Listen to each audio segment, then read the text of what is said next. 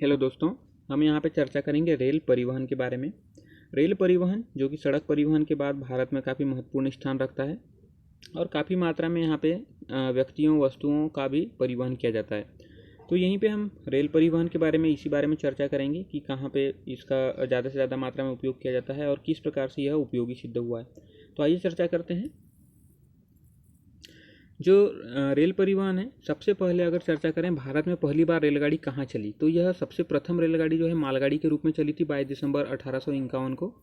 और यह चली थी रुड़की से पिरान कलियर तक। ठीक है, यह केवल 15 किलोमीटर थी जिसमें मालगाड़ी का प्रयोग किया गया था। ठीक है, नेक्स्ट प्रथम जो यात्री गाड़ी चली थी 1853 में मुंबई से थाने के बीच में। यहाँ आप मुंबई से देख सकते हैं, मुंबई से यहाँ पास में ही थाने, तो उसमें 1853 में चली थी 34 किलोमीटर यह इसकी लंबाई चली थी। तो इस प्रकार से वैसे देखा जाए तो प्रथम जो भारत में रेलगाड़ी चली इसे ही माना जाता है, जो कि 1853 में मुंबई से थाने चली। परंतु इससे पहले भी मालगाड़ी का यहाँ पे ट्रायल लिया गया था। ठीक है, 1900 ईस्वी में अगर यहाँ पे कुल अगर रेलवे का लंबाई देखें तो 39,845 किलोमीटर था और यह अंग्रेज़ों के द्वारा बनाया गया था। और अंग्रेज़ इसलिए बनाए थे यहाँ पे रेल कि अपने आर्थिक उपयोग अपने लिए यहाँ पे भारत का आर्थिक दोहन कर सकें, जल्दी से जल्दी एक क्षेत्र से दूसरे क्षेत्र के माल को तटीय क्षेत्रों में पहुंचाकर यहाँ से इंग्लैंड निर्यात किया जा सके और वापस जो इंग्लैंड से आयातित माल है उसे यहाँ पर तटीय क्षेत्रों से तटीय क्षेत्रों से विभिन्न आंतरिक क्षेत्रों में पहुंचाया जा सके। तो ये इन्होंने अपने उपयोग के लिए भारत का आर्थिक शोषण करने के लिए यहाँ पे रेलवे चलाई, लेकिन कहीं ना कहीं यह आगे चल के भारत को ही फायदा पहुंचाता है। ठीक है, और भारत में जो राष्ट्रवाद का उदय होता है उसमें रेलवे भी काफ़ी महत्वपूर्ण रहता है। तो यहाँ पे हम चर्चा कर रहे हैं कि 1900 ईस्वी में लंबाई इसकी 39,845 किलोमीटर थी। ठीक है, 1925 में अब चूंकि रेलवे का महत्व बढ़ता जा रहा था, धीरे धीरे यात्री और धीरे धीरे माल परिवहन काफ़ी ज़्यादा मात्रा में बढ़ता जा रहा था, तो इसलिए रेलवे के महत्व को देखते हुए अंग्रेज सरकार के द्वारा ब्रिटिश सरकार के द्वारा 1925 में पहले तो राष्ट्रीयकरण किया गया। और जब स्वतंत्रता मिली हमें, ठीक है, 1947 में, उसके बाद भारत सरकार के द्वारा यहाँ पे 1950 में भारत सरकार ने ही इस पूरे रेल उपक्रम का प्रबंधन अपने हाथों में ले लिया। नेक्स्ट देखते हैं अब महत्व। रेलवे जो परिवहन है, जो सड़क परिवहन की तुलना में काफ़ी महत्वपूर्ण भी है। ठीक है, द्रुतगामी है, सस्ता भी है।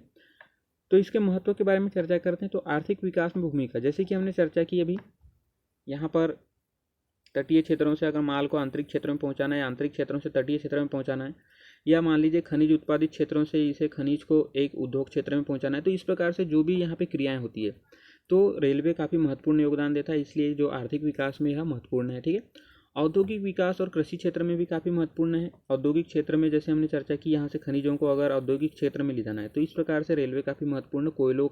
कोयले का जो परिवहन है काफ़ी ज़्यादा मात्रा में रेलवे के द्वारा ही किया जाता है। कृषि क्षेत्र में भी काफ़ी महत्वपूर्ण है। कृषि में अगर उर्वरकों की आवश्यकता है या अनाज को एक जगह से दूसरे स्थान पर पहुँचाना है तो रेलवे के द्वारा काफ़ी ज़्यादा मात्रा में यहाँ पर पहुँचाया जाता है। सुरक्षा में योगदान, सुरक्षा में अगर मान लीजिए यहाँ पे किसी भी प्रकार की दक्षिण भारत में, पश्चिम, उत्तर, जहाँ भी किसी भी क्षेत्र में मान लीजिए एक प्रकार की आपदा आती है तो रेलवे के द्वारा त्वरित सहायता यहाँ पे पहुँचाई जाती है। सामाजिक बदलाव लाता है। ठीक है, रेलवे के द्वारा सामाजिक रूप से जो लोग होते हैं, पहले क्या है, निम्न जाति, उच्च जाति, इस प्रकार से यहाँ पे विभेद बनाकर रखा गया था, परंतु रेलवे परिवहन के द्वारा रेलवे में कोई भी उच्च जाति या नीची जाति ऐसा कोई देखने को नहीं मिलता है। सभी लोग एक स्थान पर बैठ के यात्रा करते हैं, तो यह सामाजिक बदलाव भी लाता है। इसके अलावा सांस्कृतिक योगदान भी देता है। जैसे दक्षिण भारत की अगर संस्कृति है, उत्तर भारत की संस्कृति है, तो ये रेलवे परिवहन के द्वारा, जब रेलवे के द्वारा एक क्षेत्र से दूसरे क्षेत्र में यहाँ आना जाना होता है तो इनसे भी इनका सांस्कृतिक आदान प्रदान बढ़ता है। ठीक है, तो यह काफ़ी महत्वपूर्ण हो जाता है। अब लंबाई देखते हैं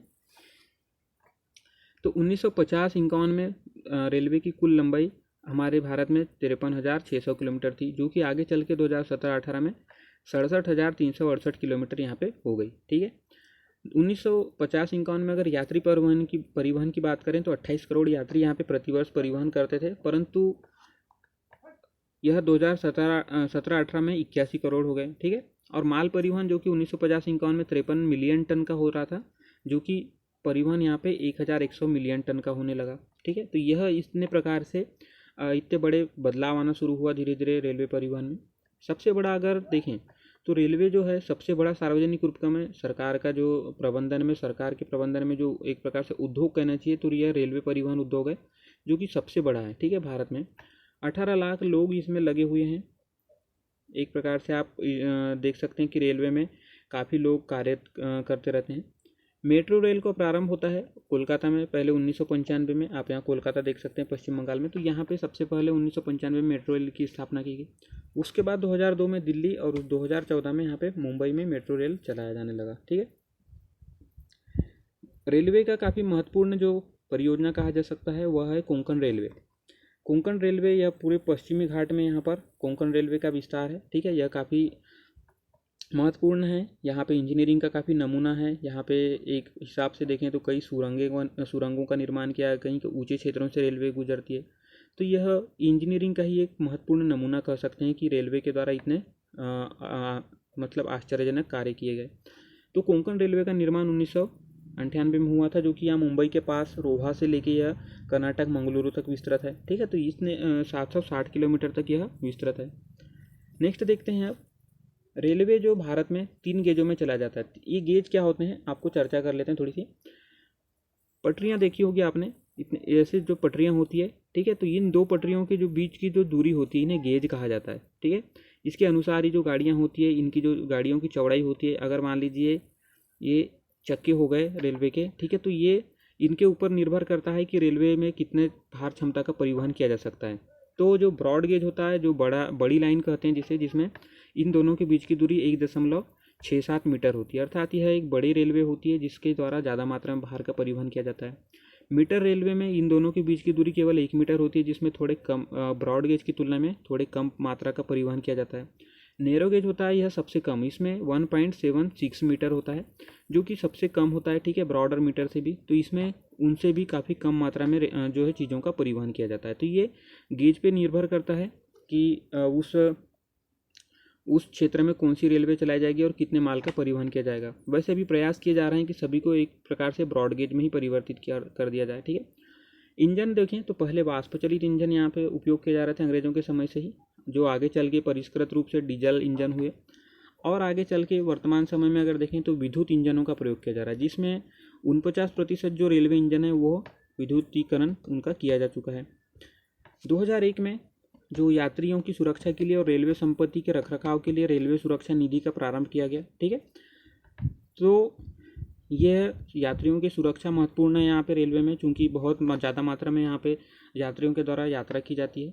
और रेलवे की संपत्ति भी काफ़ी महत्वपूर्ण है, क्योंकि रेलवे में कई प्रकार की सुविधाएं भी दी जाती है, जैसे उनके अंदर पंखे लगे हैं या जो भी वहाँ पे सुविधाएं दी गई है, तो लोगों के द्वारा कई बार उनका अनुचित उपयोग किया जाता है, कोई उठा के भी ले आता है। तो इस प्रकार से जो रेलवे सुरक्षा निधि 2001 की जो बनाया गया, तो यह इन चीज़ों से रखरखाव करता है। भौगोलिक जो दशा है भारत का, उच्चावच आप यहाँ देख सकते हैं। उत्तर में पूरी हिमालयी पर्वत है, दक्कन वाले क्षेत्र में पठार ही पठार हैं, राजस्थान में मरुस्थल।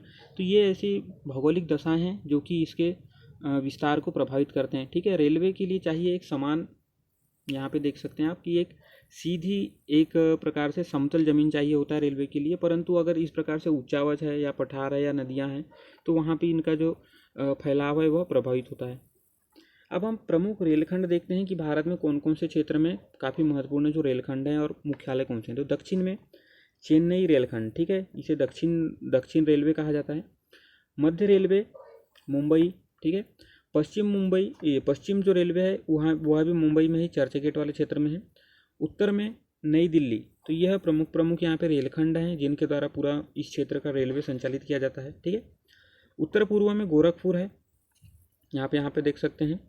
नेक्स्ट है पूर्व में कोलकाता है, और उत्तर पूर्वी सीमांत में देखें, ठीक है, तो इस वाले क्षेत्र में यहाँ पे गुवाहाटी यहाँ पर असम में देखने को मिलेगा आपको। इसके अलावा दक्षिण मध्य में देखें तो दक्षिण मध्य में आपको यहाँ सिकंदराबाद देखने को मिलेगा तेलंगाना वाले क्षेत्र में, ठीक है। पूर्व मध्य में देखें तो हाजीपुर। तो ये विभिन्न इसके रेल मंडल हैं या रेलखंड हैं। नेक्स्ट देखते हैं उत्तर पश्चिम में जयपुर है यहाँ पर, ठीक है, राजस्थान वाले क्षेत्र में। पूर्वी तट पर भुवनेश्वर है उड़ीसा में। इसके अलावा उत्तर मध्य में देखें तो प्रयागराज, जिसे यहाँ पे इलाहाबाद कहा जाता था पहले। दक्षिण पूर्व मध्य में यहाँ पे छत्तीसगढ़ के अंदर बिलासपुर है, ठीक है। दक्षिण पश्चिम में अगर देखें तो कर्नाटक में हुबली है।